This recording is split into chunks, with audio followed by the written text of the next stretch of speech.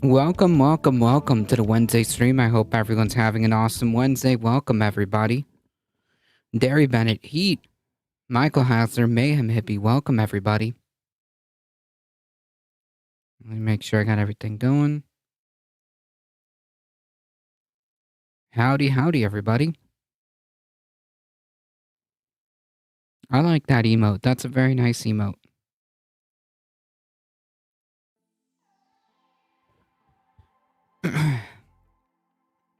Man, do we have a lot of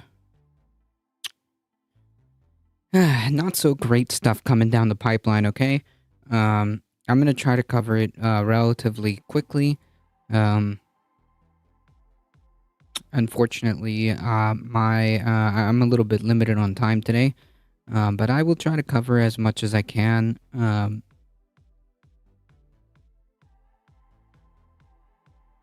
As much as I can, as quickly as I can, in terms of important information.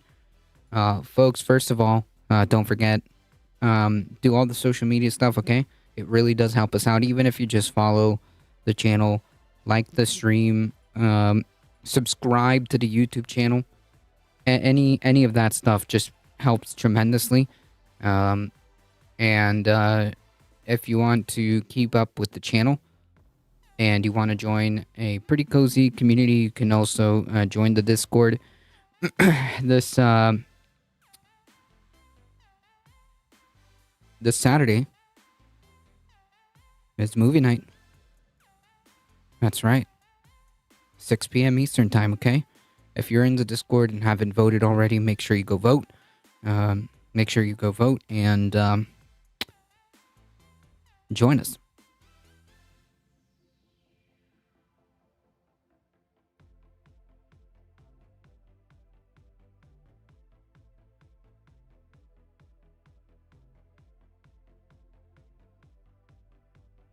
That's right, exclamation Discord. Sounds good. All right, let's get started, folks.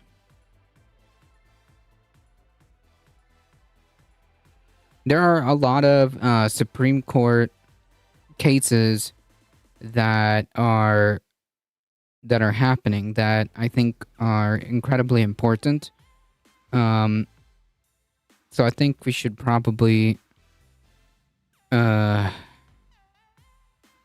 I think we should probably get through that. A lot of no's yesterday. A lot of no's? You're gonna have to expand on that.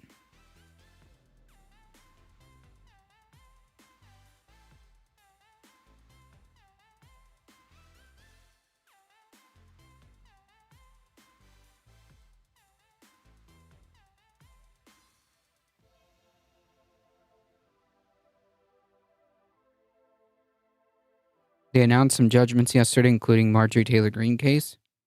Oh.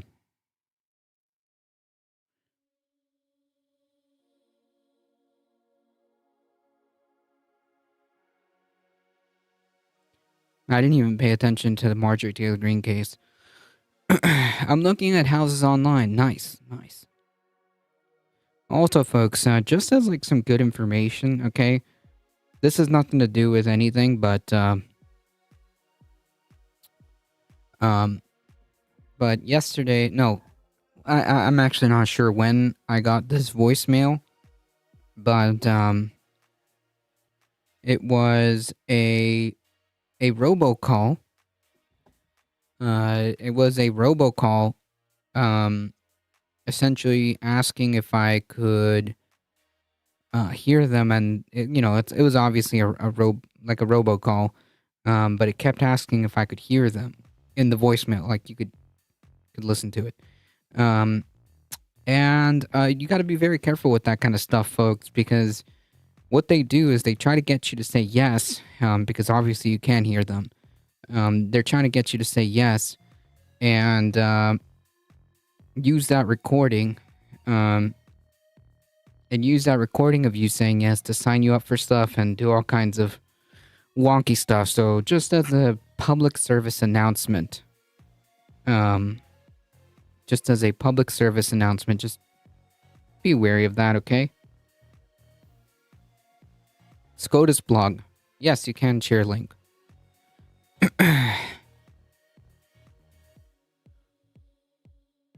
There's too much news to keep up with. That's very true. That's very true. There you are.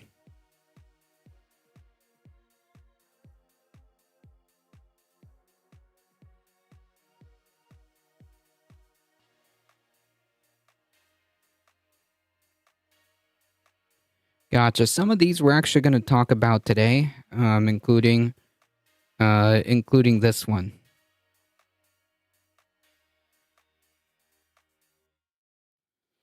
This covers not only head SCOTUS, but the state as well.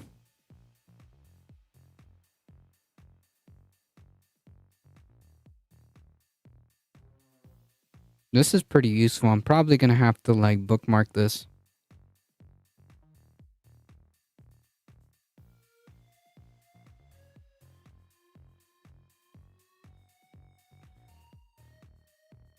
So you can keep up on state Supreme Court cases as well. Yeah, I'm gonna have to bookmark this. There you go.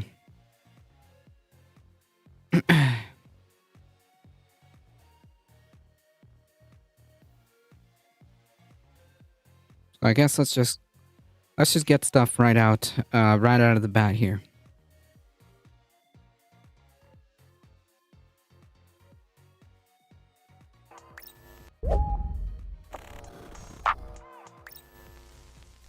Well, we got another indication that the far-right majority on the Supreme Court is very interested in overturning Obergefell v. Hodges, which, as you all know, is the landmark 2015 decision by the court that declared bans on same-sex marriages unconstitutional. Slate's Mark Joseph Stern writes via Twitter, quote, Justice Alito takes aim at Obergefell again, warning that the decision means Americans who do not hide their adherence to traditional religious beliefs about homosexual conduct are being labeled as bigots and treated as such by the state and society. Now, he made this comment in response. I mean, yeah. Yeah. Also, it doesn't matter, okay? Like, your, what is it? Your religion, doesn't get to dictate, what the rest of society,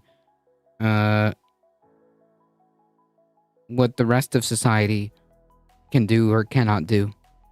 Did you see the John Oliver and Clarence Thomas? No, I didn't see the full episode, but like I got the gist, the TLDR. I thought that was pretty funny. And the fact that like a lot of right-wing people got super weird all of a sudden about bribery. Yeah. Beat me to. Oh, yeah, that's a pretty good catch, I would say. Yeah, we don't need that kind of stuff here.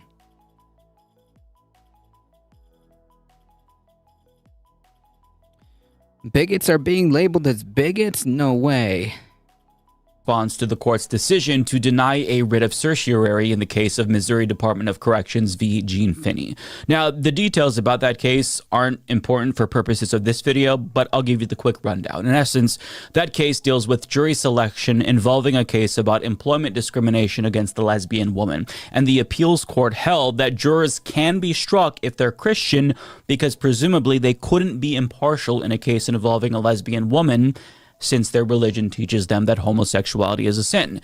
Now, the specific question in that case was whether or not it's unconstitutional to strike jurors specifically because of religious stereotypes, the belief that they're probably going to be bigoted against this lesbian woman, therefore they can't be part of the jury here. And the appeals court said no.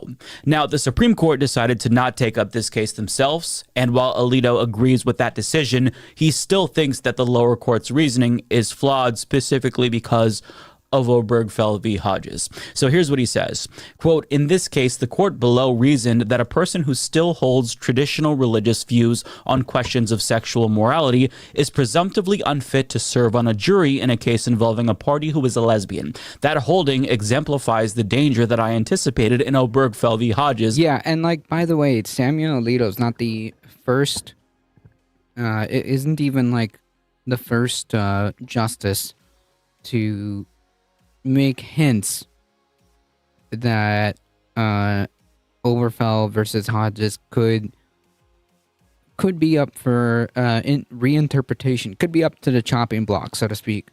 He is definitely not the only one that has talked this way. Namely, that Americans who do not hide their adherence to traditional religious beliefs about homosexual conduct will be labeled as bigots, treated as such by the government. The opinion of the court in that case made it clear that the decision... I mean, yes. Because if you're trying to, if you're trying to have a fair trial to the best of the system's ability, you can't have a religious person who obviously has biases being part of a jury in that case, right? Because that would make it unfair. Alito mentioned it in the Dobbs decision, yes, and I believe I don't know if Clarence Thomas also mentioned it specifically in the Dobbs decision, but he has written about it, unless it's there too. I forget, or unless he made a comment in passing that should the right case come to the front, they could potentially revisit things like Oberfell versus Hodges. Decision should not be used in that way, but I am afraid that this admonition is not being heeded by our society. Now, just stop for a moment and imagine that you are the attorney of this lesbian client. If somebody says that they have deeply held religious beliefs, would you not want to strike them during the jury selection process? Because obviously, they're not going to see a problem with this person being fired because of her sexuality, because they think that discrimination is a-okay, because that's what their religion tells them is appropriate. So it's obvious that in order to make sure that the jury is impartial, you have to make sure there's no discrimination. And one way that you suss that out is by asking them about their religiosity. That's just objective reality. Christians in this country are disproportionately likely to be homophobic and transphobic. Yeah. The only time the right believes in separation of church and state is when any other religion outside of Christianity. True. Thomas rarely writes the decisions for whatever reason. Okay, so he must have made that comment in passing, because I remember specifically reading an article about him making that comment, whether it be written or verbally, that should the right case, come before them, they could potentially revisit Oberfell versus Hodges. I clearly remember something to that effect. Whether it was verbal or written, I can't exactly tell you, but yeah. Not all of them, but most of them. Statistically speaking, that's just a fact. So Alito might not like that people assume this about Christians, but I mean, it's not an incorrect assumption. Now, his logic here is contradictory because on one hand, he literally admits that the lower court made it clear, these are his words, that the ruling should not be used to justify discrimination in a broader sense based on religiosity. But the problem that he points out is that society is assuming religious people are all bigots, and Obergefell v. Hodges is responsible for this mentality collectively since it normalized same-sex marriages on the societal level. Therefore, blame Obergefell v. Hodges. That's led to discrimination against Christians due to stereotypes about them being homophobic. Wow. Phenomenal train of logic there. Obviously, that makes absolutely no sense, right? It sounds to me like maybe these Christians are just are just bigots. Maybe they're just bigots, and maybe they've been that way since even before that decision was made. In fact, maybe that decision was in part necessary because of their bigotry. Maybe. Or facts about them being homophobic, right? That is him right there in a very sloppy way, laying the groundwork for the foundation for a constitutional justification to overturn Obergefell v. Hodges. If you'll recall, Clarence Thomas already signaled support for overturning Obergefell in other cases as well in his concurring opinion in Dobbs. Ah, yeah, there you go. Ah, there you go. I knew I remember Mr. Clarence Thomas making some kind of comments on that. So that's at least 2 votes against marriage equality in the event it ever comes back to the Supreme Court. Now, if I had to guess, I think it would probably be struck down in a 5-4 decision. Now, if that happened, what would that mean for couples in same-sex marriages right now? And it really depends on the magnitude of their ruling in this hypothetical, albeit likely scenario. But assuming that they chose to go as far as they did with Roe, well, they'd strike down Obergefell in its entirety, which means that states could once again ban same-sex marriages.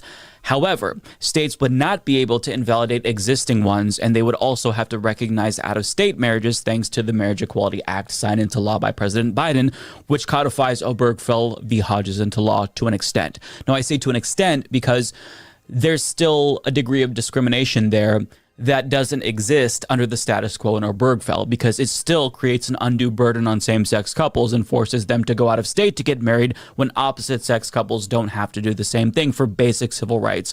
But this was the compromise agreed to by Democrats to get Republicans on board. And because of that, it's still necessary to keep Obergefell v. Hodges as the status quo, since that makes same-sex couples equal, full stop. But if they overturned Obergefell and then the status quo became the Marriage Equality Act, well then, if you live in a red state like Texas, for example, or Florida, your life is going to be a little bit more difficult if you want to get married, right? You'd have to go to a different state. Now, to be clear, this... Yep. Jam Tomb, welcome. Hope you're having a good stream. Thank you. I appreciate you hanging out here today. Doing like 5 things. Sorry to be off topic. Are you covering the case out of Alabama about frozen embryos? Funny you should mention that. Yes, I actually went over it yesterday. Completely absurd. Completely absurd. The fact that like we're actually doing the meme about would you save frozen embryos or an actual living child? Like conservatives really took that to heart. And basically now, by their logic,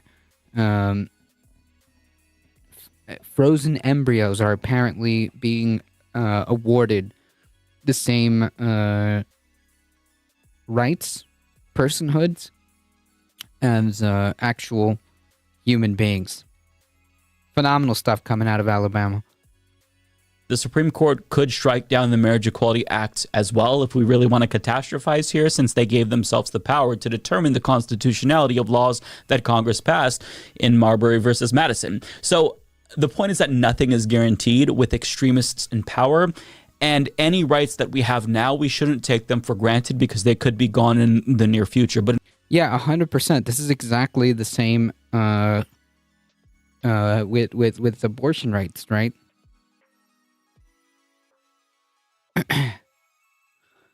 Do I get to claim them on my taxes in his pregnancy and collect child support now if they have rights? Yeah, I mean, like, by that logic, 100%, right? Like, but here's the thing, though. They're just embryos, right? So what if you have, like, what if you get pregnant, right?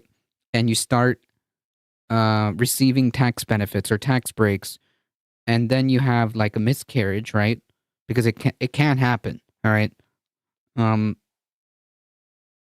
Now what? Do you owe the government that money back? Like, what if a person pays child support to their partner and, again, they have like a miscarriage, completely completely no fault of their own? Like, how do we even solve that?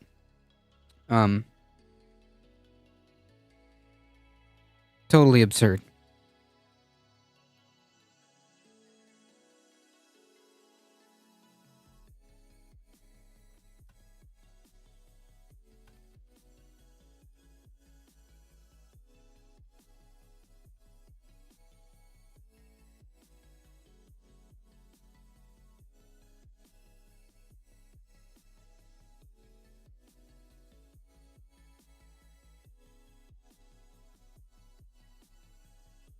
To answer your question, apparently that's already a thing.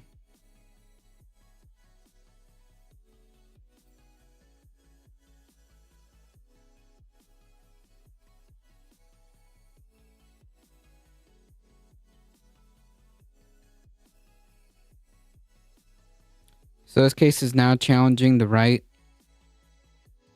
uh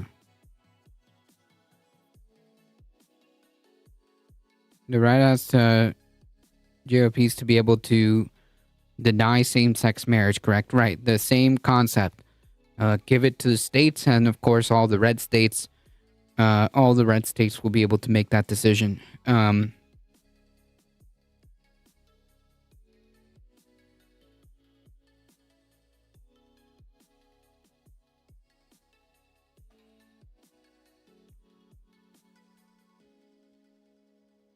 Yeah, so apparently, yeah, I guess you can in Georgia.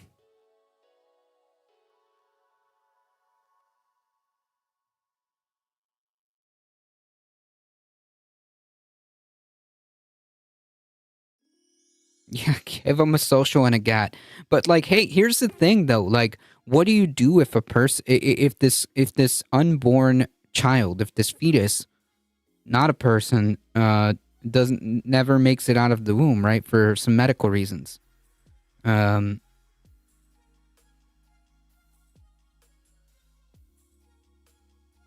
packs, welcome. Under the new law, one parent can claim an unborn child on their taxes if the child had a detectable heartbeat between July 20th and December 31st. According to the Georgia Department of Revenue, tax filers can claim the deduction even if the pregnancy later resulted in miscarriage.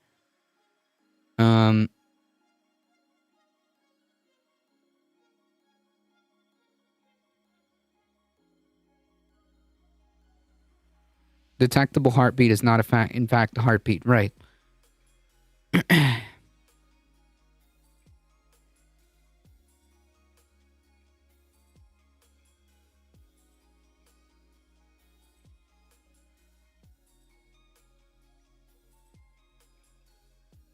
That's just wild.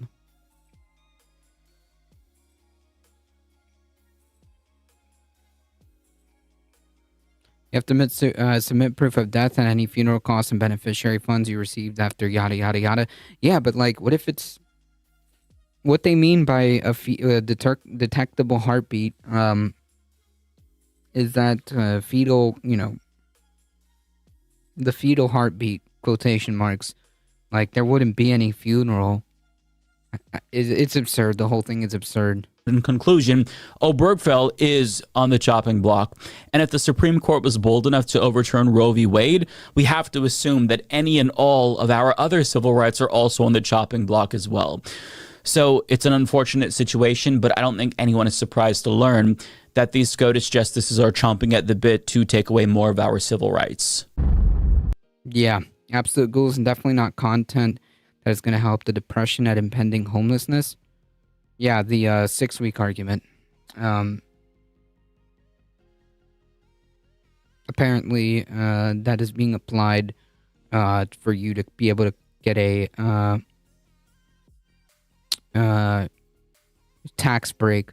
Well, some moms do have a funeral depending on when it happened. My sister-in-law had one when she miscarried at 7 months prego.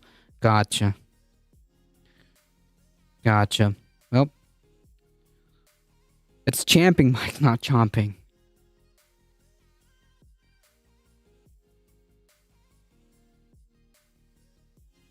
Kind of hard to have a heartbeat when there's no heart. Yeah, it's not biologically accurate.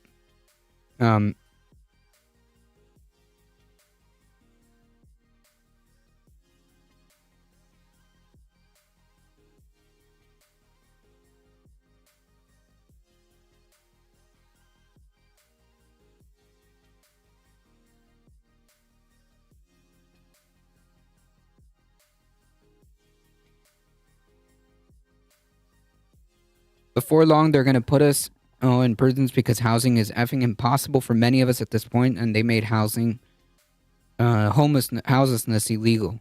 Correct. I think that's kind of the point, right? I agree, and if it's IFV does it have a heartbeat before being put in the body? I don't know.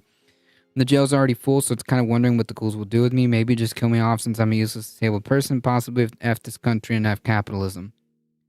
Well, I think that's the thing, right? Like they need to fill these prisons up, and I think this is a way to do it. Or who knows? Maybe it's just pure cruelty. Maybe I'm wrong. Maybe it's just pure cruelty. The Supreme Court is on the verge of criminalizing homelessness.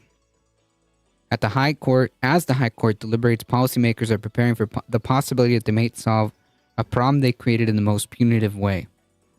It's one way of putting it, I suppose. Wish me luck. I'm sorry, Jam 2.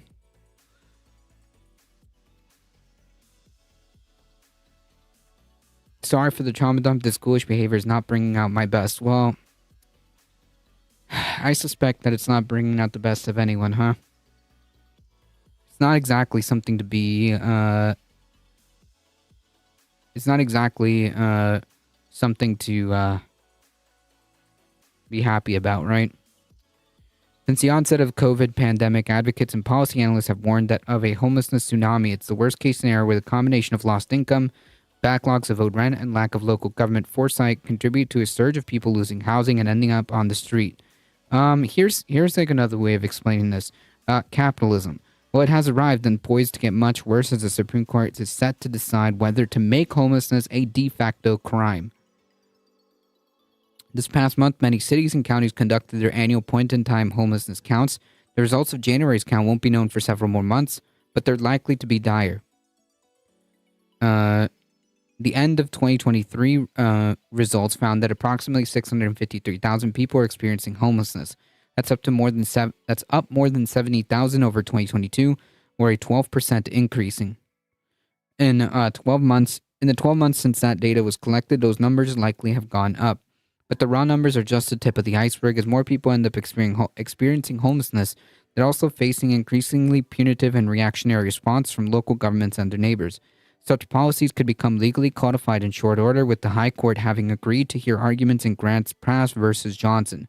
Originally brought in 2018, the case challenged the city of Grants Pass, Oregon, over an ordinance banning camping. Both a federal judge and later a panel from the Ninth Circuit Court of Appeals struck that law down, saying that Grants Pass did not have enough available shelter to offer homeless people. As such, the law was deemed to be a violation of the Eighth Amendment. The ruling backed up the Ninth Court's earlier ruling on the Martin versus City of Boise case, which said that punishing or arresting people for camping in public when there's no available shelter beds to take them instead constituted a violation of cruel and unusual punishment. Clause in the Eighth Amendment that applied to localities in the Ninth Circuit's area of concern and has led to greater legal scrutiny even as cities and counties push for more punitive and restrictive anti-camping laws. In fact, Grants Pass pushed to get the Supreme Court to hear the case, and several nominally liberal cities and states of the West Coast are backing its argument. If the Supreme Court overturns the previous Grants Pass and Boise rulings, it would open the door for cities, states, and counties to essentially criminalize being unhoused on a massive scale. I mean, like, this is so absurd, right? Like, instead of like wasting time making this incredibly reactionary argument, like, you could be drawing up plans to make sure that you have adequate housing for everybody, right?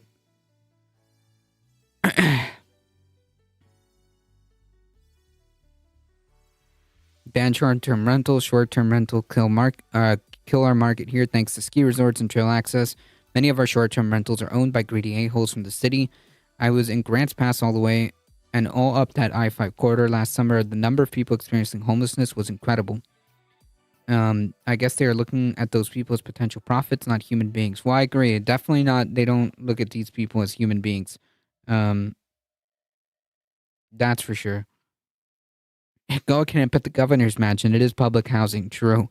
Our taxes went up almost 78% this year due to property value rising because of short-term rentals. It's pricing people out of homes here. Yeah, and that's kind of...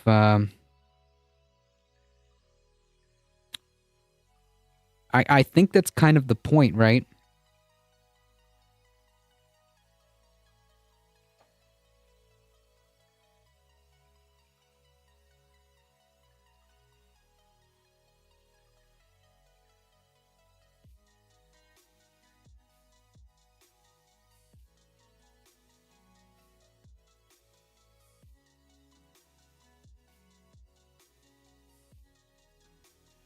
Cosmic seeking. This goes back to 18th century when people were thrown into the poorhouse and debtor's prison. Yep. We took in 2 folks off the road to help with costs this winter. I have been homeless and it sucks. Yep. We all thought gentrification wouldn't hurt us. Well, some of us did.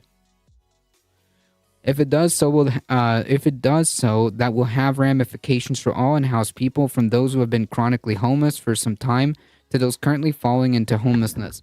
And that last category is a large one. In the time since January of 2023, homeless count, there have been at least 1,076,396 evictions across 10 states and 34 cities, according to Princeton University's Eviction Lab Project, which has tracked data related to evictions through the end of 2023.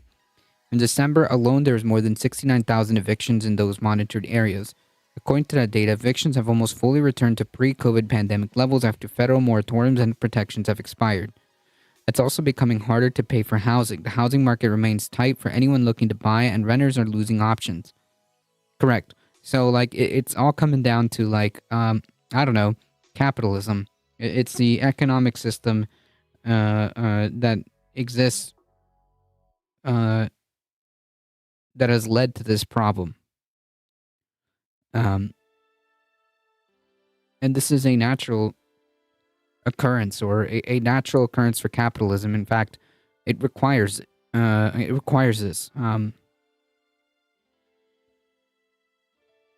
It requires this.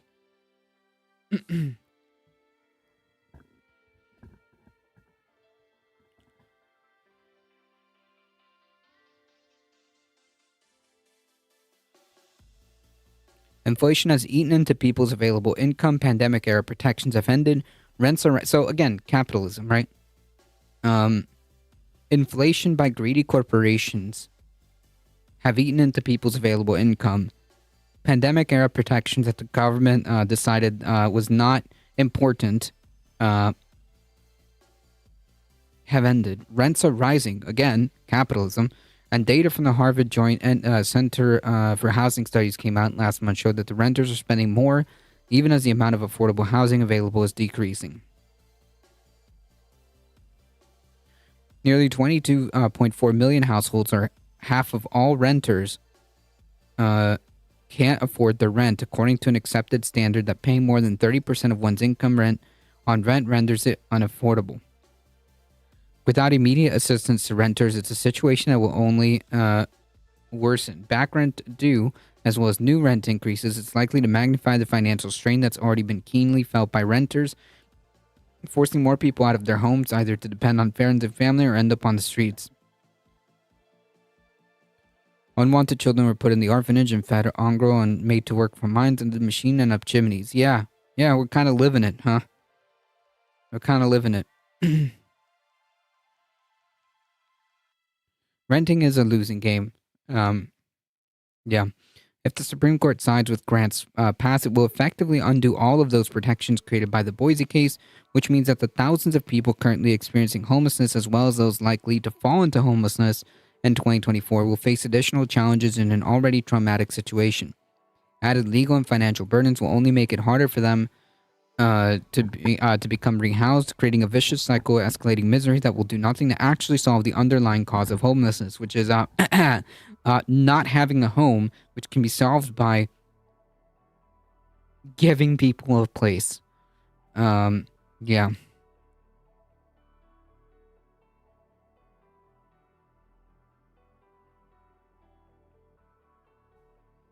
Grant's pass versus Johnson hasn't received the same fanfare as many of the other cases before the Supreme Court this term, but perhaps no other case has much at stake for some of the most vulnerable Americans who now face the prospect of both additional financial burdens, and the possibility of being transformed into a new class of criminal, solely because so many states and municipalities have chosen to wash their hands of a crisis that their own policies have created.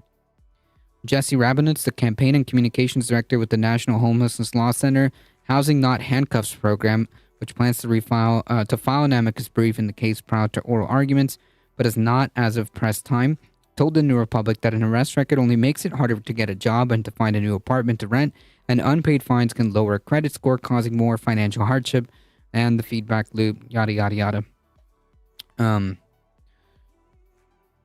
In the highest court, if the highest court sides with lawmakers that have abandoned the homeless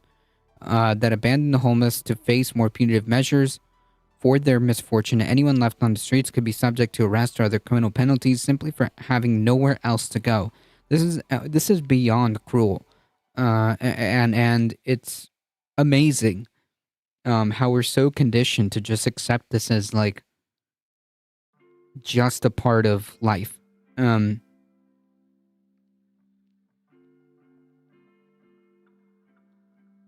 When it doesn't really have to be.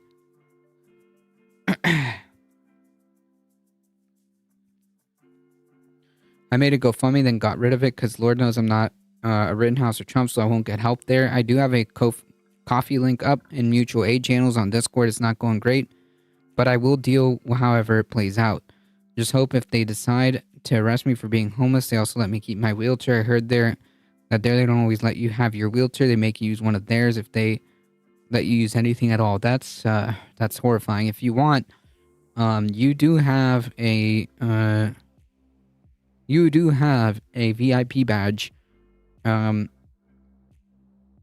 you can post any links that you want.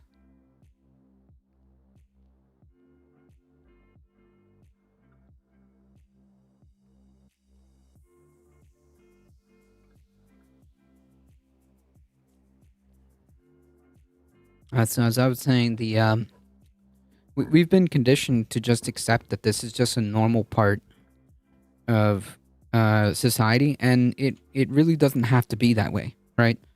It really does not have to be that way.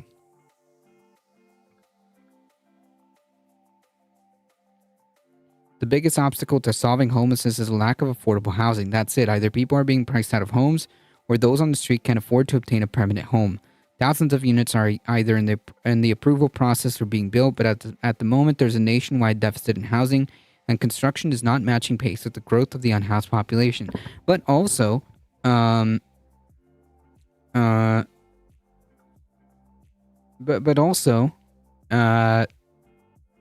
about all of these corporations that are hoarding these investment firms that are hoarding housing that are just sitting there? What about all these commercial places that are just sitting there, empty? While I'm sure that new housing needs to be built, surely we can work with, we can start by making sure these large investment corporations can't just buy up whole entire neighborhoods and price people out. I know it's hard, and I hate to answer just ranting and trauma dumping, and I'm really sorry for doing that bit. The PTSD stuff is getting to me. It's all good.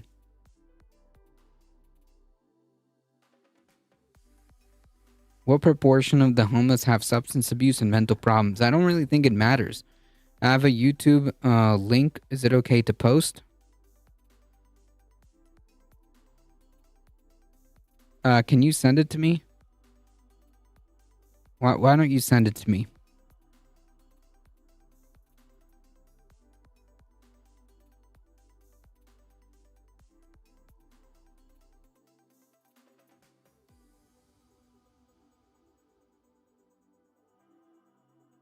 Homelessness usually comes first and then causes the other. Yeah, and we've done pilot programs in other places, in other countries, where just giving people homes, a place, does, even if they are, dealing with issues like substance abuse, significantly improves and raises the odds that they'll be able to overcome that. So at the end of the day, TLDR, regardless, they need housing, and housing should be a human right. Period.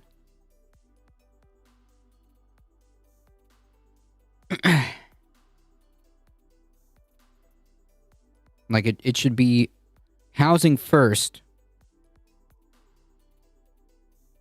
along with programs to help people, whether it be because they need mental health counseling, or whether it be that they need job programs or job prep programs, whatever it is. The point being is that they still need housing, and that should come first because, we're human beings.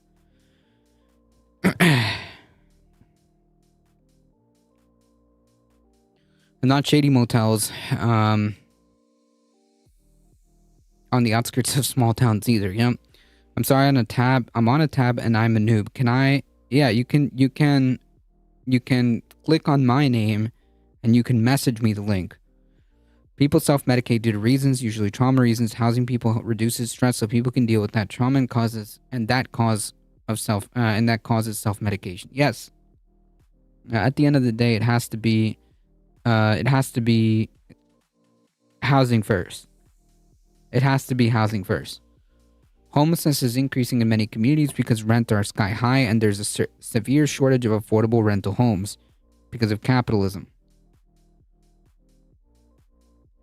More people are just one financial shock away from falling behind on rent and facing eviction and, worst case, homelessness, said Sarah Sadian, the senior vice president of public policy at the National Low-Income Housing Coalition, told the New Republic. As homelessness has increased, elected officials are under a lot of pressure to take action, but too many of them are turning to misguided, ineffective, and costly approaches like criminalization rather than investing in proven solutions like giving people housing. Excuse me.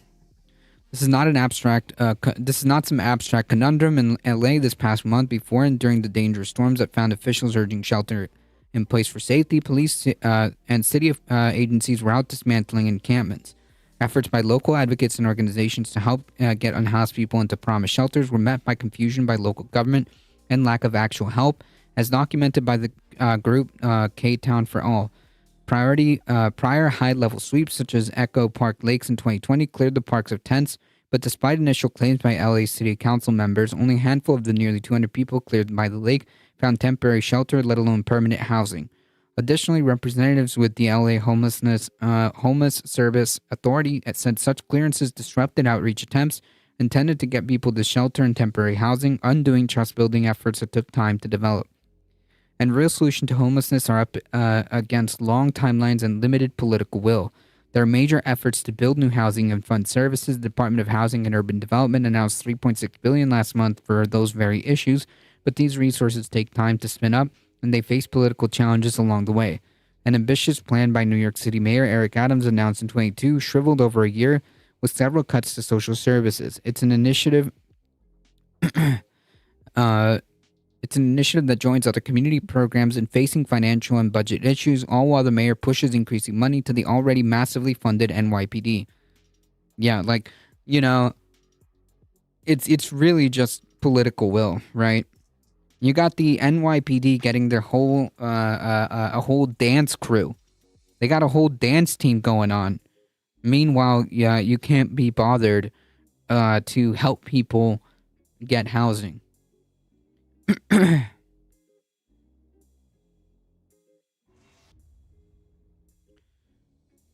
New York funding the stadium while gutting social service programs? Yep.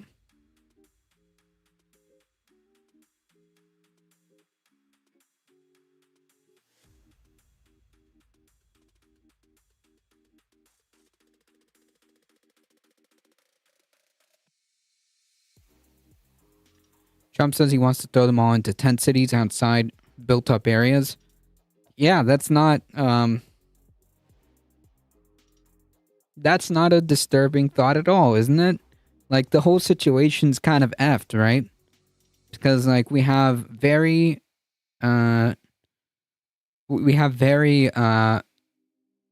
few politicians that genuinely want to solve the problem in a meaningful way. While most just want to criminalize instead of actually fix the problem. Mayor pushes increasing money to the already massively funded NYPD. LA elected a slew of progressive officials in 2022 and passed a mansion tax to fund housing and services. However, it will still be some time before any new housing funded by it opens. Meanwhile, the city's wealthy interests and corporate donors are funding the campaigns of conservative challengers to several progressives this year. If the grants pass case ends up allowing widespread criminalization of homelessness, it could lead to major setbacks that could render these projects far less effective. Even large cities that have committed significant resources to helping unhoused people can't adequately shelter people. New York, with the right to shelter law, still falls short of helping all people in need. LA has initiated several measures, several very good ones, as a matter of fact, to fund housing and services, but new units take time to actually be built, and more reactionary elements in the city government are pushing anti-homeless ordinance of their own. I'm sorry for my administrator. Anyone I feel like I'm accountable to my actions and feelings. I manage them better and do less self-harm, but I didn't consider how that may trigger others, and I'm sorry. That's all good, as long as you are able to see that. And you had a ton of celebrities sell their property after that passed in LA. Yeah, and like a lot of, I'm pretty sure there's a lot of housing that you can start reappropriating out of these large investment corporations like BlackRock, whose like sole purpose, whose sole bread and butter is to buy up a ton of housing and just hoard it, right?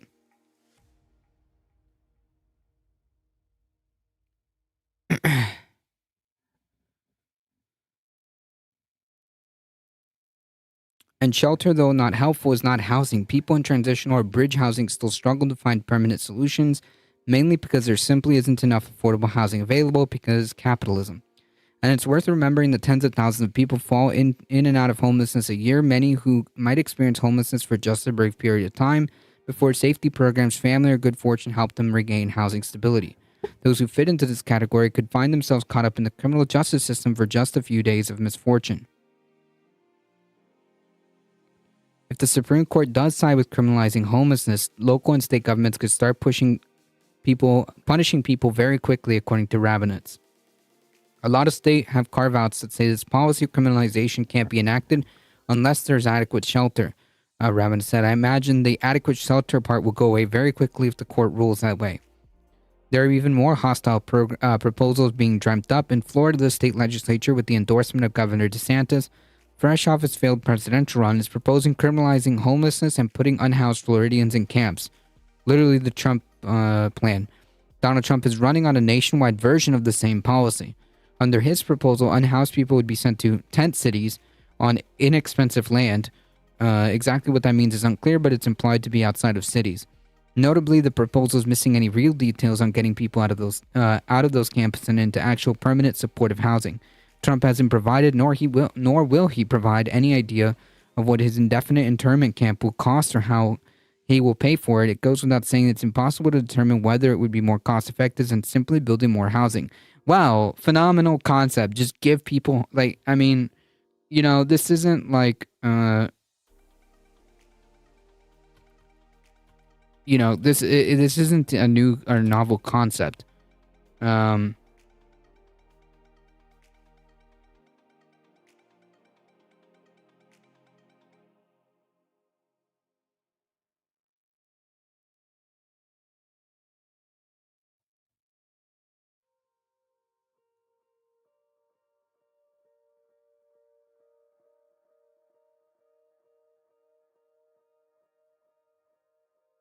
Like, this isn't a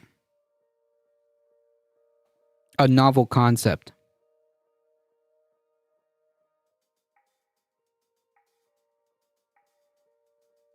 This is like a 1997 Star Trek DS9 episode. No, you don't whisper me by you click on my name, not at me. Like don't at me. Click on my actual name. Like there's my name. Click on it and then you can message people. You can whisper me anyways. What is the Scream reservation for homeless people? What happened the last time we did this to an entire group of people in this country? Oh yeah, we're still marginalizing them and killing them off. Correct. So yeah, it turns out that, just unconditional housing, it seems to work. Wow, strange. Wow.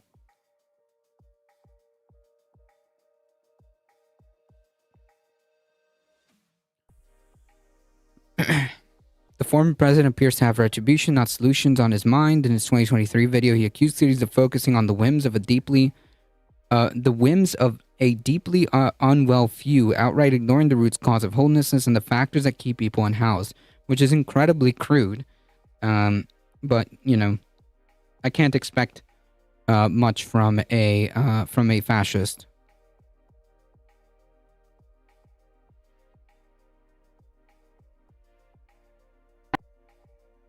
I've seen the footage. Oh shoot, I've seen this one. Ernalda. Jesus Christ. I've actually seen. Hold on. We'll go over this in just a second. Let me finish this. I've seen this one. Yeah. If Ivanka were my daughter, perhaps I'd be dating her. Trump 2024, Sweet Home Alabama. Let's hope these fines keep adding up for Trump and we can throw him in the center of the tent city. It is. It's incredible. It's disgusting. I know exactly what you're talking about, Ronaldo. I'll play it in just a second.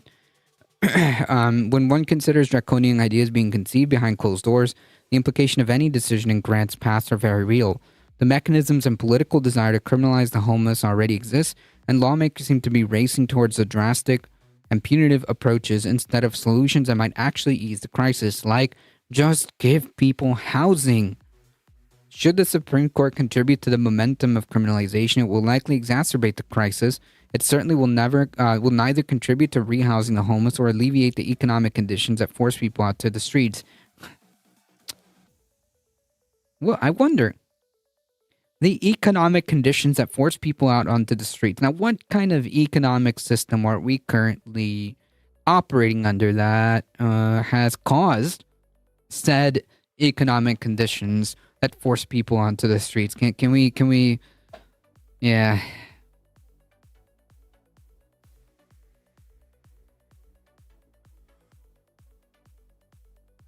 It certainly will neither contribute to rehousing the homeless or alleviate the economic conditions that force people out onto the streets. It's a recipe for short-sighted, out-of-sight policies that will enable officials to pursue the cruelest possible approach to a problem they helped create. Yeah, cruelty is the point, okay? Cruelty is the point, and also, like, it would not be out of the realm of possibility. That is also just a convenient way to fill up prisons. If you give people housing, you will have an economic boom. Yeah, I think so.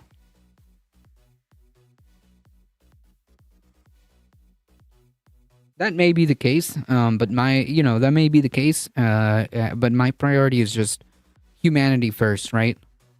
Humanity first. Like, give people freaking housing that need it. I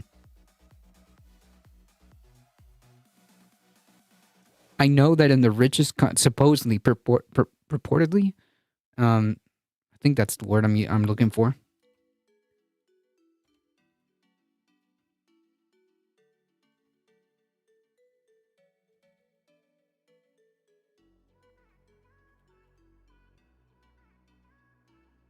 Yeah, purportedly, the richest country in the world.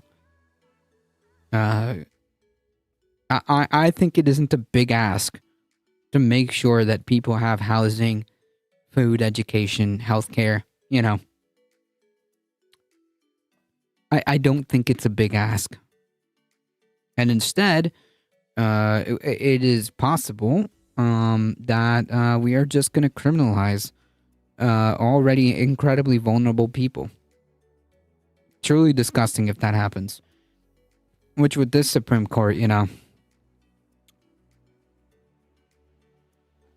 and it's cruelty to let people live in shame and camping generational trauma.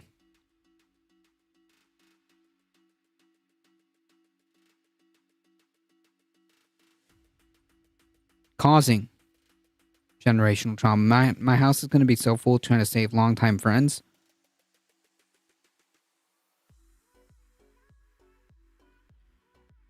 If you guys want to keep up with the Supreme Court stuff,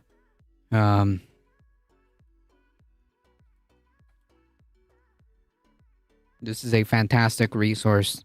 Thank you, Mayhem Hippie.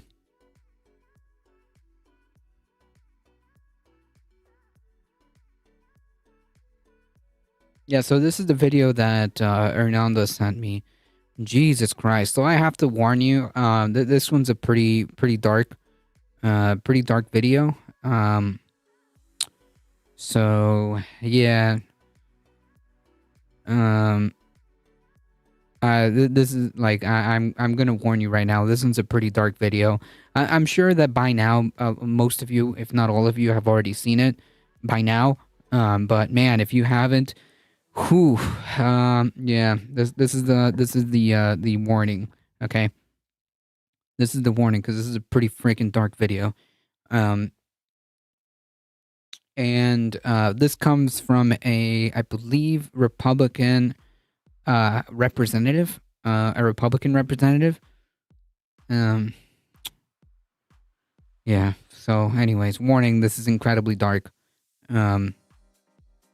Genocidal, and yeah.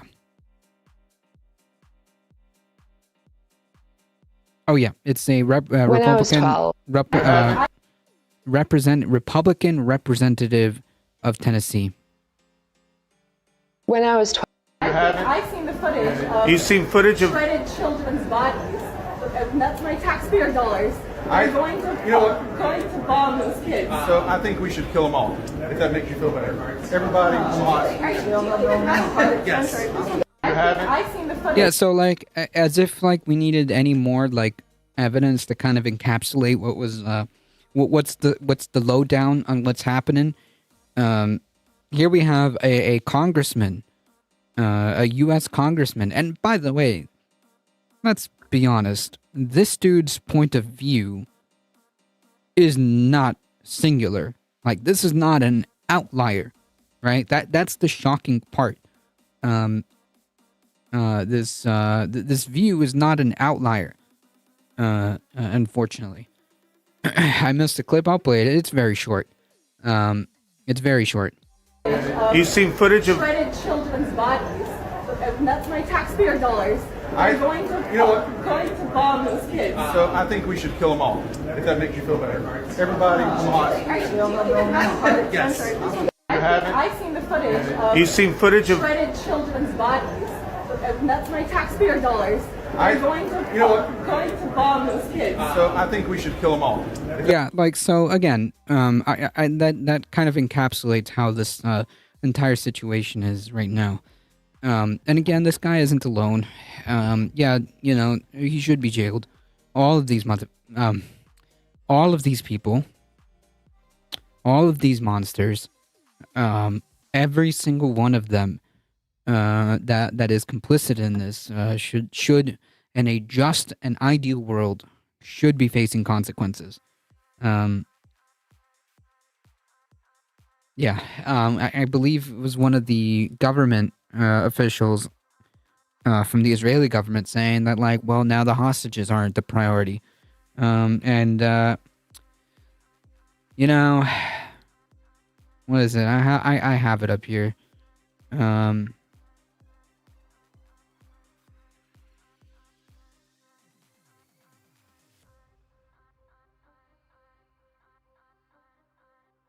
Yeah, so like just to like really hammer down the point here. The finance minister is basically saying and admitting that, you know what, the whole thing about the hostages, we don't actually care about that.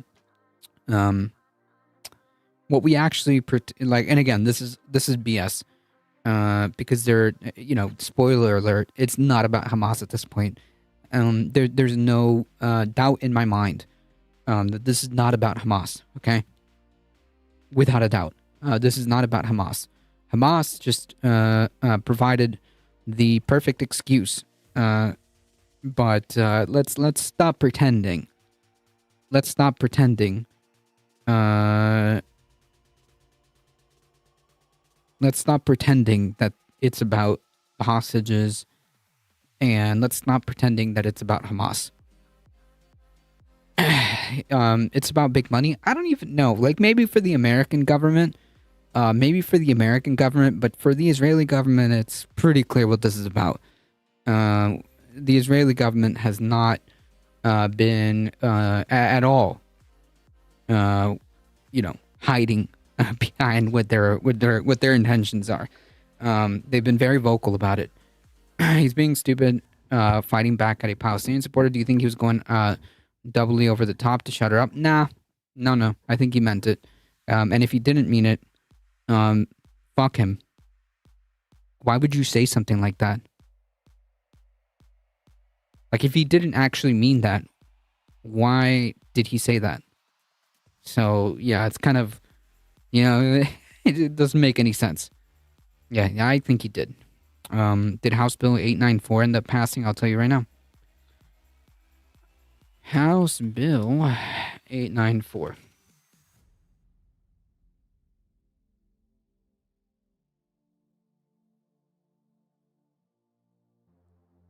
Wait, the anti-Semitism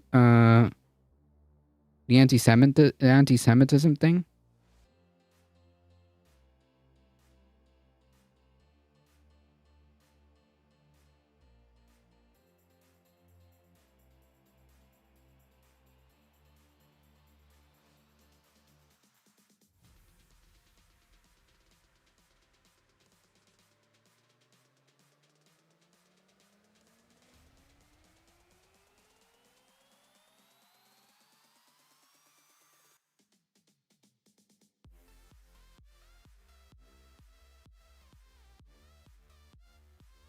Yeah, I think it did.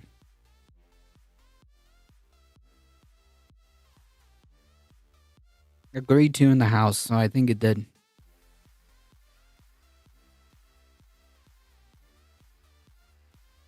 He's a monster, Cosmic Seeking. He's a monster. And if he didn't mean this, what the heck was that? That is not, in any situation, that is not an acceptable way of speaking. Second of all, it lends to the idea that this is about genocide. Okay, let's not mince and walk and dance around words. This entire thing has been about genocide. It just happens that Hamas provided the perfect cover, the perfect excuse for them, and it's not about eliminating Hamas. It's not about bringing back the hostages. They're telling you it's not. Like, this is not. This is not objectionable.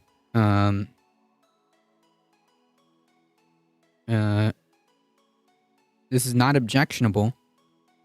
It's literally what they're saying. This is the Israeli government.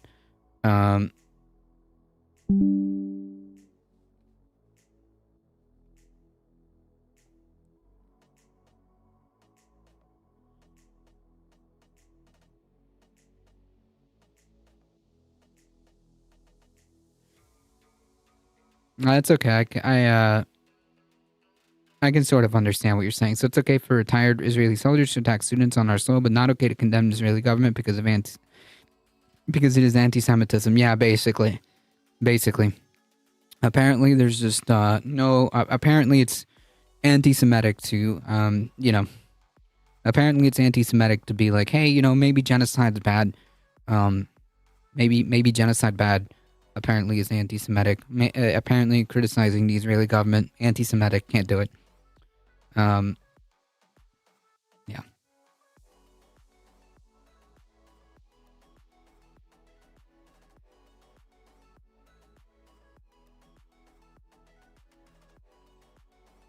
The subject caused a massive row in the UK Parliament this evening. Maybe it should cause a massive boycott of Israeli support.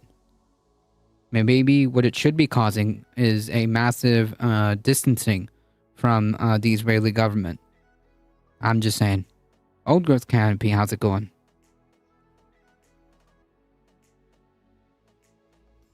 Disgusting. Disgusting.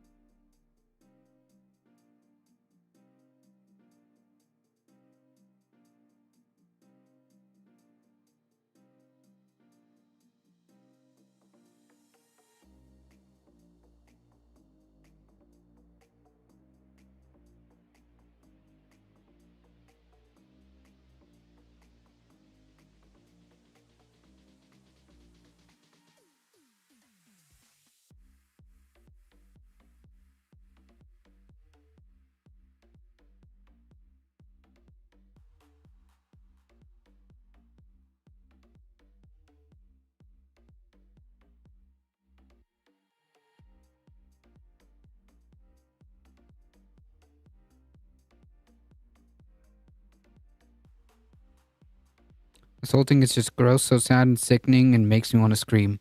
Yeah, pretty much. Like, again, this isn't like a joke. When נכון, אני לא יכולה לומר, אני באמת יכולה לומר. Whoa, that's very loud. This isn't like a joke or hyperbolic. I mean, these people, עצמי שיש בי משהו פשיסטי, כאילו, אני לא מסתירה את זה, אני פשוט I'm not hiding it. I don't believe there's any other way. באמת. Your uncensored lack of political correctness definitely shocked me. נכון, אני לא יכולה לומר, אני באמת... But the lack of political correctness definitely shocked me. Yeah, I'm a fascist, and what? Bro, are you serious? This isn't a lack of political correctness. This is unbelievable to me. Like, yeah, cool. Nice meme.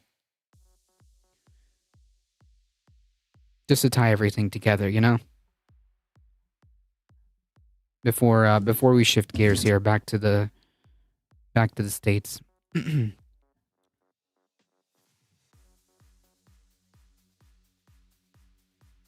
have a badge of pride. I get thrown out of the chat for saying I support Palestinian state and Ukraine.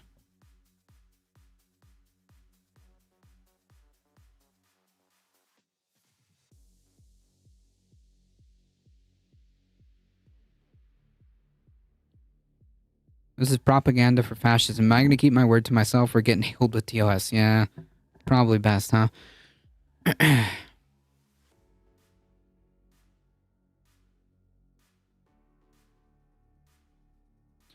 I think we're going to speed run through this for the benefit of time.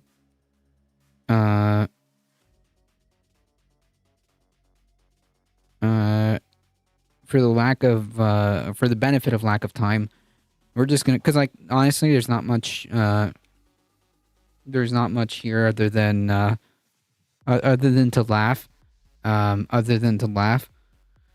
It's propaganda for fascism. Look how cute she is when she says it. Yeah, I guess so. It's just kind of like a perfect example, so that there's no mistaking about what this is, about what this is about. To be clear, Letitia James says she will seize Trump's assets if he fails to pay the $355 million fraud fine. The New York State Attorney General Letitia James said that she will seize Donald Trump's assets if he does not pay the $355 million civil fraud fine stemming from his financial fraud. Yeah, I mean, like that's pretty much the end of that. I hope she grabs him by the privates. I hope not, because that's kind of weird, right? Like, it's not okay for him to say it, and it's definitely not okay for anyone else. No, I hope not. I think her seizing his financial property assets are good with me. That's fine by me. He's only worth about $2 billion. He owes just over $1 billion in fees, fines, and lawyer costs. Yeah, like this will literally wipe out his cash flow. His cash flow. Oh, his property. Gotcha. That's a play on words, I guess. This entire loss right here is all his like cash on hand. In fact, he admitted that. He admitted that his cash on hand is just over this amount. So between the interest and all his other fines and fees and yada yada yada, he's gonna be empty. He's gonna be empty. Even the RNC is getting nervous about him emptying their coffers. I hope so. I hope so. Knows it takes a sister to get things done. I want him to go to jail. Me too. And to appeal, he has to have the full amount in escrow. That's right. Which, again, you know, he's more than welcome to appeal, but I don't think it's going to do him any good. So, yeah, this is funny, if not anything. Like, I actually want to read the next article of this saga to be that his properties start getting repossessed or seized. That's going to be the next headline. I hope. I hope that's the next headline we go over. But yes, in the interest of time, I'm going to just leave it at that because it's pretty much that's it. Yeah, $85 million for Gene Kroll, which, by the way, he might be in some more hot water because he just can't help himself. He just can't help himself.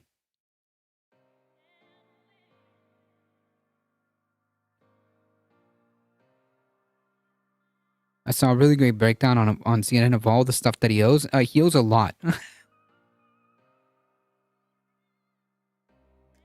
He owes a lot. Like, just like as a ballpark estimate, he definitely owes more than $500 million. He definitely owes more than $500 million.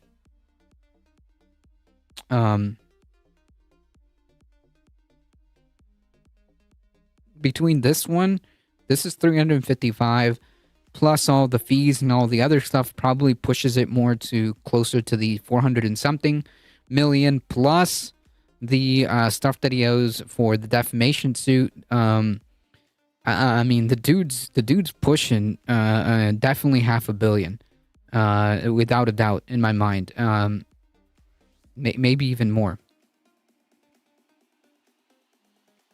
I predict he'll win. He'll rule from prison or something. I don't know how that's gonna work out. I truly don't. If it ends up being the case that there is a conviction on any of these criminal trials before the election is done, and he also happens to win said election, two things need to happen. So yeah, he needs to be convicted. He needs to be convicted on these criminal charges, and then on top of that, he needs to win the election. I don't know how it's going to work out. I guess we'll cross that bridge when we get there, right? It's a big gray area because we've never had that before. So, yeah.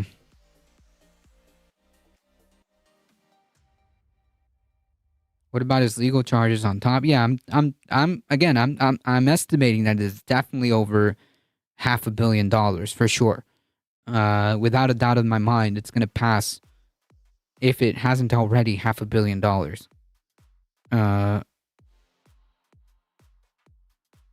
Yeah, but it has happened before? No, it hasn't. The only time we had anything remotely close was Eugene Debs ran a campaign from prison, but I don't think anyone has become president that was convicted of any type of crime. I don't think that has ever happened. at all. 9% compound interest. Yeah, like the dude's definitely pushing a lot of money. And I got a feeling he's gonna have to let go some of those properties.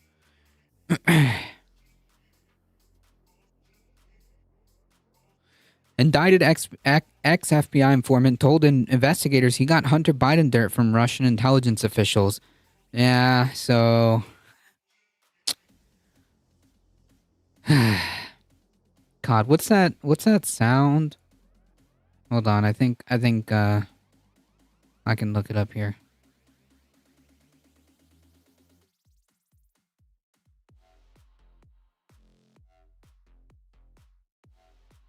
Where's my history?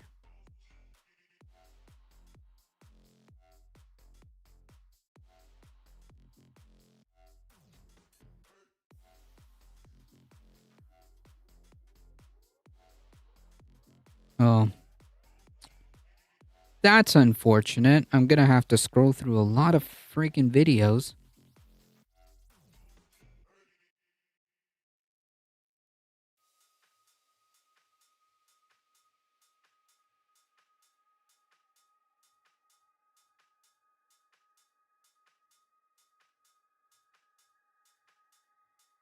Oh, here it is. What does your video sound like? Go to artlist.io and get the best music and sound effects for your videos. This.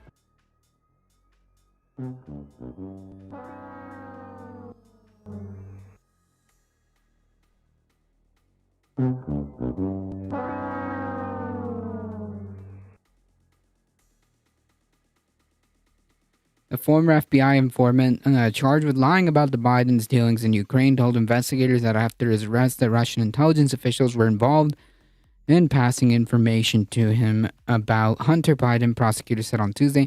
Yeah, like, and they wanted to, and Republicans made a whole big deal about, like, the Hunter Biden stuff, the Biden crime family. Like, listen, man. Could you sell me on the idea that on the idea that Biden might be a corrupt politician? Yeah, I could believe it. But, like, this is like a clown show, okay? This is nonsense. And now, you know, it's found that not only was this dude lying, he was caught lying and now is being charged with lying, okay? It turns out that this dude was getting his information from freaking Russian intelligence. I think Hunter Biden's going to have a field day with defamation cases against liars. Maybe. I don't know. They showed his privates on the floor for nothing now. I don't know. The whole thing was an entire clown show from beginning to end. It was an entire circus from beginning to end. So, you know, it's... I'm suspecting Trump has a lot of dirt on Republicans. Wonder what the dirt is? Nah, I don't think so. I think that literally it's just the base. It's just the base. The base is basically a cult, okay? And the cult follows the dear leader, which is Trump. And the Republican Party has now just become the party of Trump because that's the base. And they can't really do anything about it because Trump holds the base.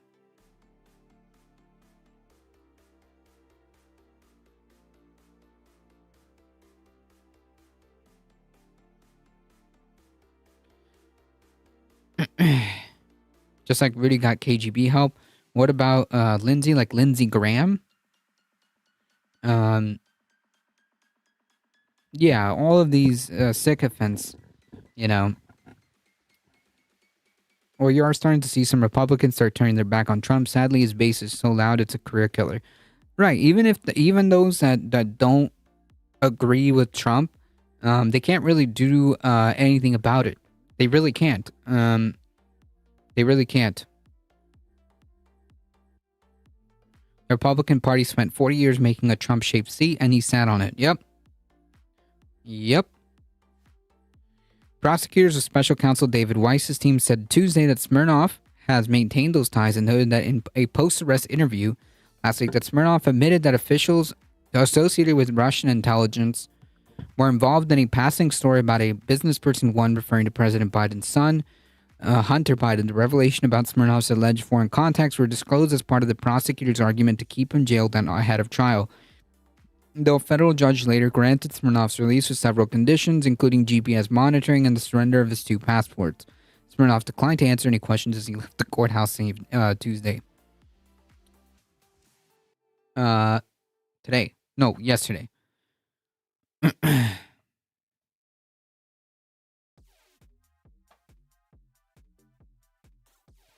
Prosecutors allege Smirnov claims to have contacts with multiple foreign intelligence agencies, including in Russia, that he could use those contacts to flee the United States. The explosive revelation comes amid backlash about how Smirnov's now debunked allegations played into the House Republicans' impeachment inquiry into the president. I suspect that maybe we're not going to hear about this impeachment for a while now, you know? And Trump was a registered Democrat before he ran. Yeah, he was for a time. Like, he started off, I think, as, like, Republican. Then he switched, like, some independent, third party, then Republican. Then he was, like, Democrat, I think, from, like, 2015 or something. Then he switched back. Like, yeah, dude's most of his life has been Republican. Most of his life.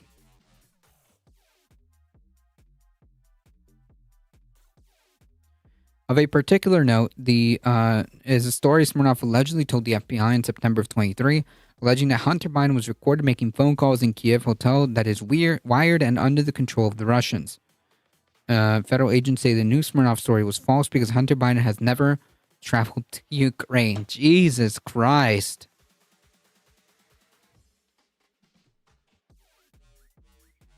Lindsey Graham is so sus though. He just lies as much as Trump and repeats what Trump wants him to say. I wonder why. Because he's afraid of the base, or maybe he just believes it. It doesn't really matter to me.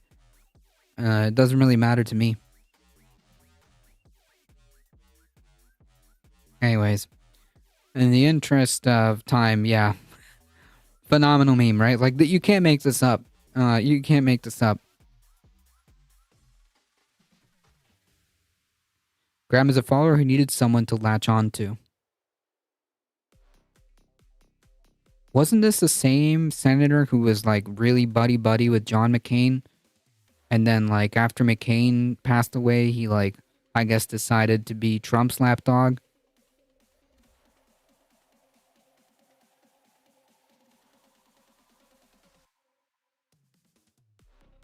And Lieberman, yes. Okay, so yeah. Oh, yeah, okay. I completely agree.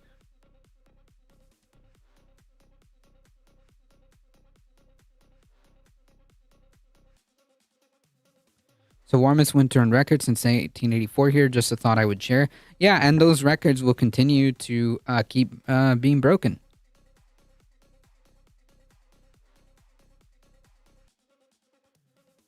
Speaking of which, Supreme Court seems willing to block EPA's Good Neighbor air pollution rule. Nice, cool, very good. Very good. Conservative justice leans toward blocking an EPA regulation aimed at reducing air pollution that crosses state lines and contributes to smog. Cool, nice, excellent, good stuff. Conservative members of the Supreme Court on Wednesday, today, seem to be leaning towards blocking a Biden administration policy aimed at reducing... yeah, that's true. The Simpsons so far meme is very accurate for the climate. Yep. Very true. Very, very true.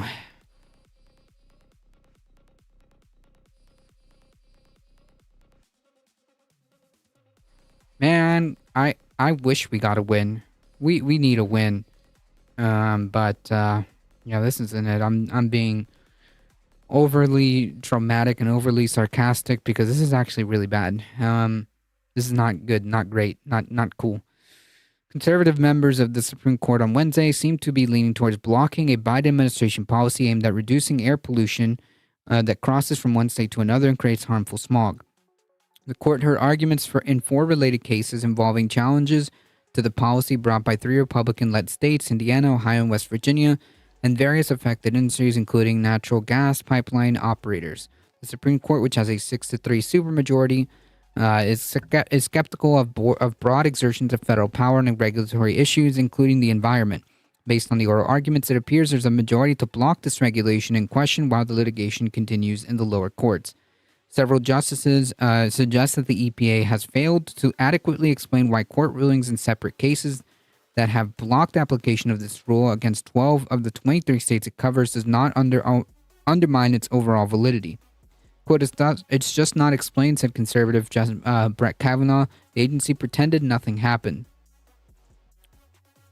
Other conservative justices raised similar concerns, with Neil Gorsuch saying that when the EPA found that plan might not apply to all states, nobody got an opportunity to comment on that as part of the rulemaking process. There's a great case in New York under a Republican governor. You have a win with the whistleblower blowout. You mean like the Russian dude? I mean, that's not really like anything, right? Like that was more entertainment. But like meaningfully, like, you know, meaningfully, like actually impactful. No, no, not really. It's just like the broader narrative that the Republican Party is just literally a circus. And while there may be legitimate concerns and legitimate, I'm sure, problems with corruption when it comes to Joe Biden, like corporate corruption, like your classic corporate corruption, money exchanging hands, so on and so forth, behind the scenes in some weird, convoluted way. I'm sure that has happened. I'm sure that you probably could sell me on that idea. But this is not it. This is a circus. And quite frankly, at the end of the day, it's not impactful to say, like in the terms of people's lives. Saki sought so hard to save New York and ADK Park. It was dying due to the smog from the Midwest.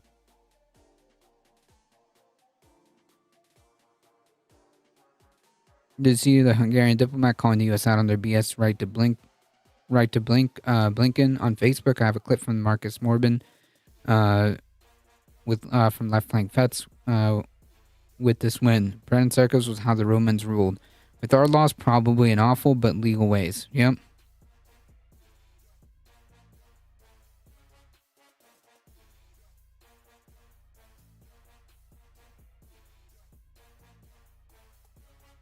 No, I did not see that.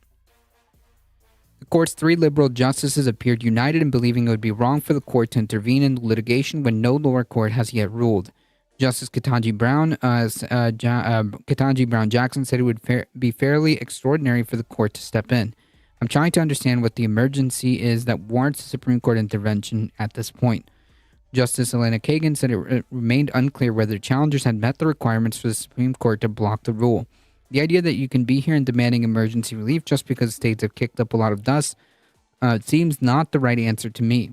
The Good Neighbor plan introduced by the EPA last year seeks to curb nitrogen oxide pollution from industrial facilities. If implemented in full, it would apply to 23 upwind states whose emissions can contribute to pollution in downwind states.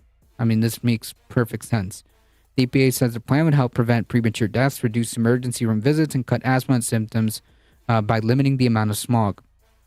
Under the Clean Air Act, states get a chance to drop their own pollution control plans. Each state has a responsibility under the law to be a, quote, good neighbor, meaning that its plans address pollution that can contribute to other states that are not meeting their own obligation. The EPA can step in and adopt its own plan, which is what happened last year. 3 states objected to the federal government's approach, saying in part that they didn't have enough time to come up with their own plans. Republican-led states frequently complain about robust EPA interventions over environmental policy, citing it as an example of federal overreach that infringes on the rights of states to govern themselves. And this is so absurd, because, like, man, the climate affects everyone, okay? It doesn't matter if you're in one state or the other. This is like trying to have different rules for COVID for different states, okay? It's absurd.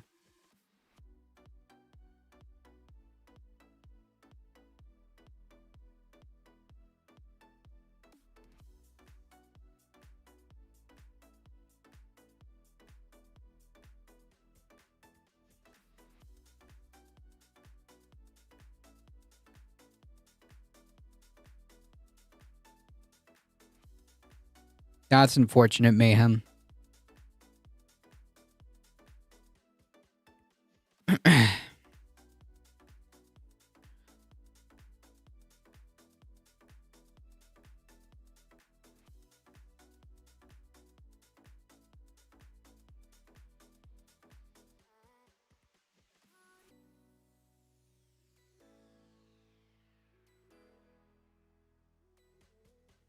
Industry groups say the rule imposes substantial costs that cannot be clawed back if it is allowed to remain in effect. Oh no. The EPA has lost 2 significant cases at the Supreme Court in recent years. In 2022, the court limited the ability of the EPA to use the Clean Air Act to combat missions that contribute to climate change. Cool. Last year, the court weakened the landmark Clean Water Act by limiting the EPA's regulatory oversight over wetlands. Cool. Recently, the court has been treating environmental policies like they're guilty until proven innocent, said Sam Sankar, a lawyer at the environmental group at Earth Justice. Yeah, very nice stuff happening. Very cool.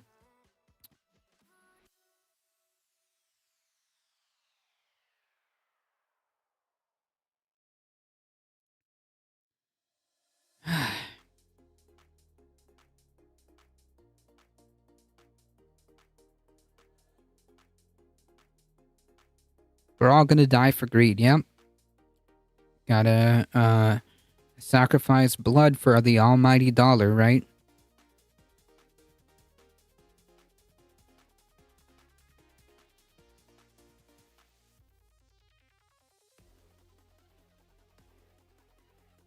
Okay, so I think I'm gonna have to actually leave this one, for tomorrow. Because it is just past 7 o'clock. So I think I'm going to leave this one up for tomorrow.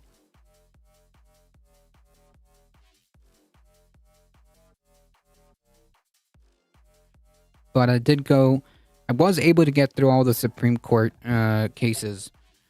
At least the ones that I was able to get to, which I think was like 3 of them that are coming down the pipeline. That is ironic, the dollar was called the greenback. Yes. At one point. But there was a very specific reason why. I can't remember, but there was a specific reason why it was called the greenback. Way back then, but it was still the dollar. It just had a nickname, greenbacks, because of something. Just the color of the green? Just the color of the green. The color of the ink was green? That's it? That's it? I thought it meant something else, but nope, I guess that's a fail on my part. Boo.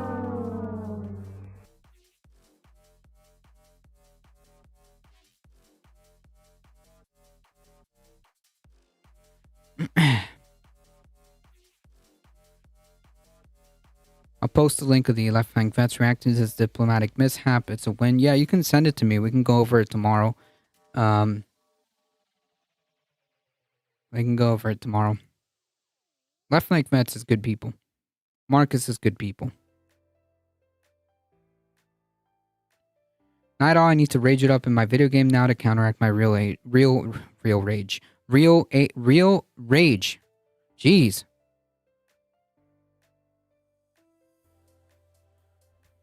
All right, folks. Unfortunately, Winston is a good cat. Yes. Winston is the goodest cat. Okay? Very adorable.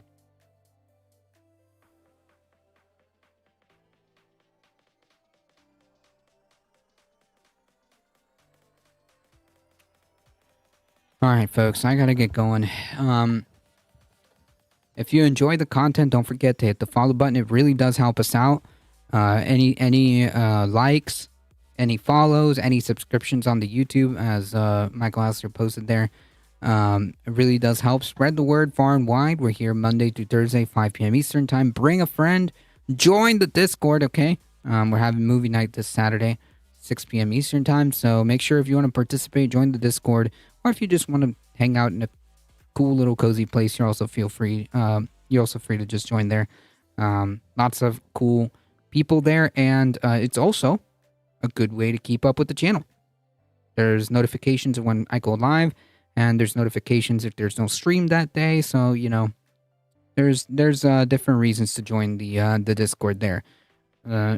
Thank you, Heat. Thank you, Michael Hester, for modding the chat. I appreciate all of you guys hanging out. Thank you. You guys are what makes this channel grow. As always, folks, please stay safe. Please take care of each other. I'll be on. I hope to see you guys in the next one tomorrow, 5 p.m. Eastern Time. See ya.